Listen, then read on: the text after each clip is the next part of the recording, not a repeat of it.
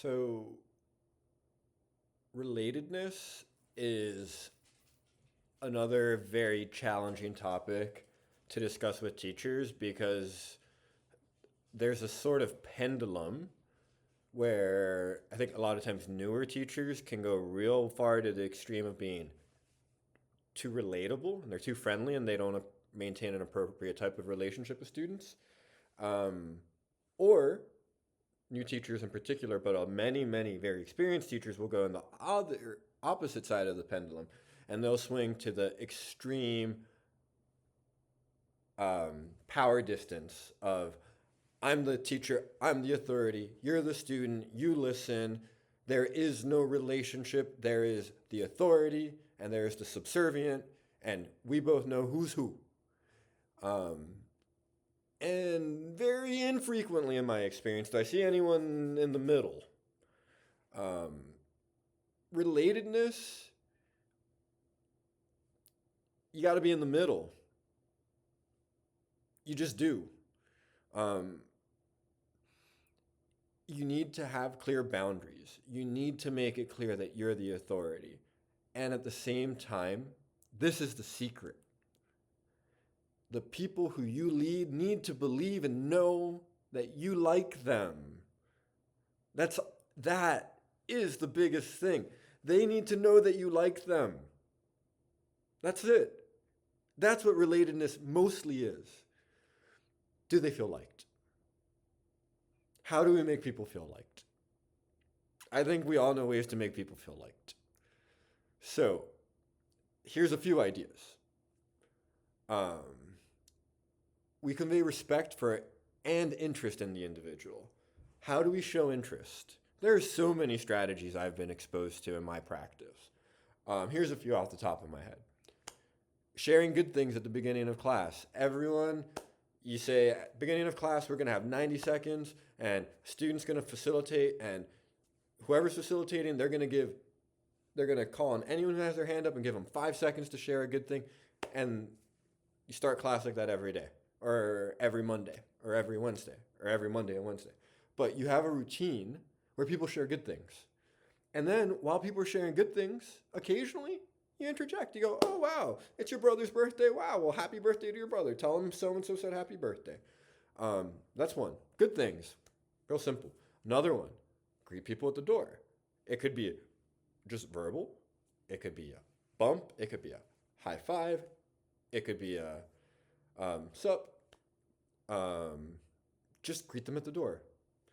Another one, make sure to say the student's name in a neutral or positive way of every student at least once and every day. So whether it's excuse me so-and-so as you slide by, or whether it's good morning so-and-so, or hey so-and-so, everything okay? Whatever it may be. Or great answer so-and-so, or I love how so-and-so is doing this. Any of that stuff, just saying their name in a way that's neutral or positive, also shows respect because you're using their name and interest because you're acknowledging their presence. People need to feel seen before they can feel liked. So to feel liked, you need to feel seen. So we got to use their names. So there's just a few. We need to make sure that people feel valued and significant. Again, that goes back to, in part, feeling seen, but it also means that they have a sense of some sort of purpose in the classroom. In my instruction, the purpose, we take turns. And the purpose that we all share is we all acknowledge and lead acknowledgments. We all ask each other how they're doing, and we lead the conversation and asking how we're doing. We all take turns leading and sharing and talking about what we're doing after school. And I participate. And the students invite the adults in the room to participate too. Doing that makes people feel valued and significant because you're letting them lead and you're listening to them authentically and you're encouraging them and you're modeling for them that this is good pro-social behavior. We ask people how they're doing. We ask them what they're doing. We acknowledge them. So by doing that, we make them all feel valued and significant, and they do it to each other. And we're creating it. So that's one way we can achieve that. Um, Showing care and concern when facing challenges. Just being like, hey, I notice there's a difference today. Everything okay? And most of the time, kids will be like, I'm fine. Sometimes you might see that you might need to follow up. Um, you don't have to do it in the moment, but then you say, if you can tell, you say, hey, let's check in after the transition or something. Like, listen and respond on some level. Have some response. Not, I don't have time. At least listen.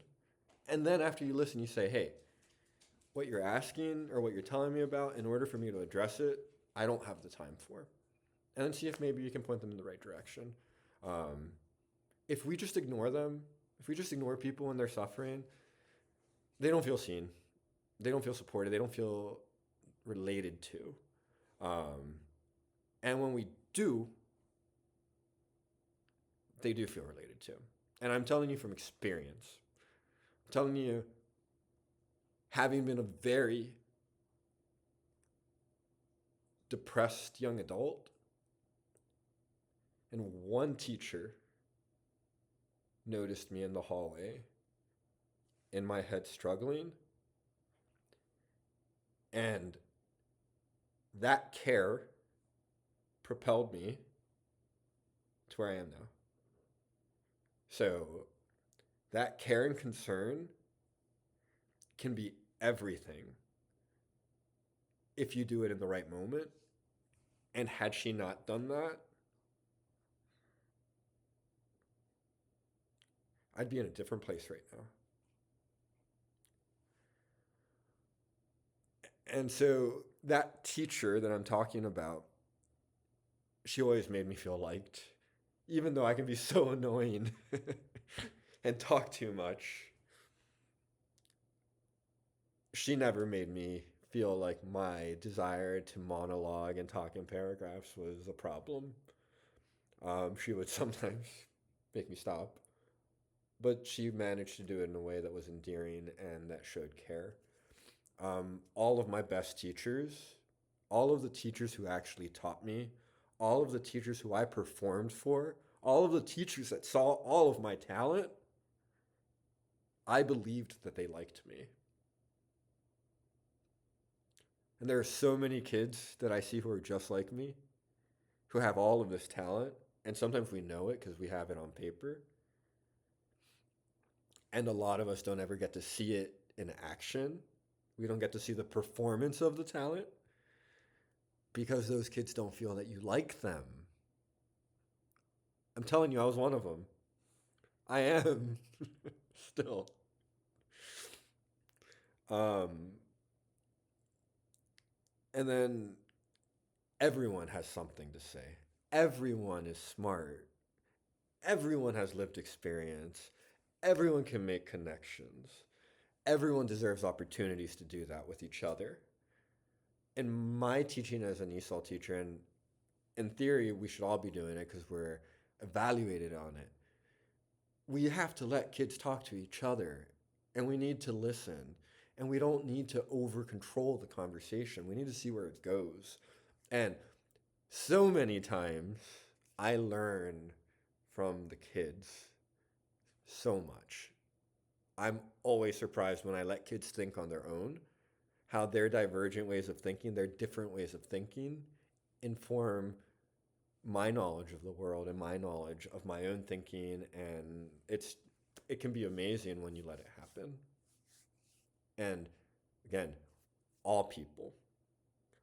I've had this happen with the entire spectrum of how we identify kids, where they blow my mind with something that they notice. Um, that simple. So, relatedness, it's communicating that you like them and setting an example that we are a community and that we care about each other. And we can do that as teachers.